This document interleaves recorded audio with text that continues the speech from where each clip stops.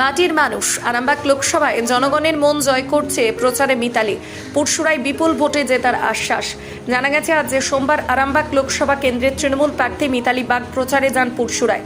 পুরসুরার বিভিন্ন এলাকায় প্রচারের সময় সাধারণ মানুষের কাছে তাদের অভাব অভিযোগের কথা শুনেন। কেউ বা বলছেন প্রার্থীকে কাছে পেয়ে মাটির মানুষ, অনেকে বলছেন মিতালি জিতবে। প্রার্থীকে প্রচারের সময় তৃণমূল কর্মী সমর্থকরা আনন্দে ভোট উৎসবে মেতে উঠেছে।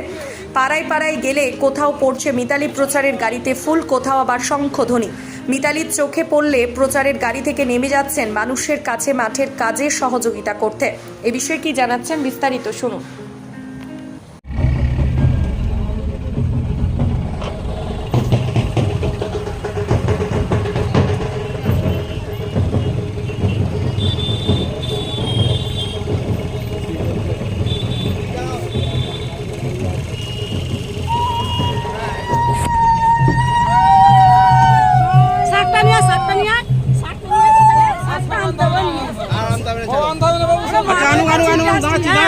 দেখুন, ওনারা মন্দির দেখিয়ে কেন 2021 সালে তো শুধু মিথ্যা কথা বলেছিলেন, মিথ্যা প্রতিশ্রুতি ঝড় তুলেছিলেন, মানুষের হৃদয়ে পৌঁছানোর চেষ্টা করেছিলেন। তো আজকে আপনারাই বলুন না, মানুষের হৃদয়ে কি পৌঁছাতে পেরেছে?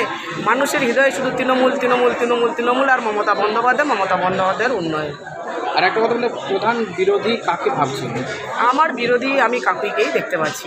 বিজেপি, তৃণমূল কংগ্রেসের বিরোধী আমি কোনো প্রার্থীকে আমার বিরোধী বলে মনে করছি না।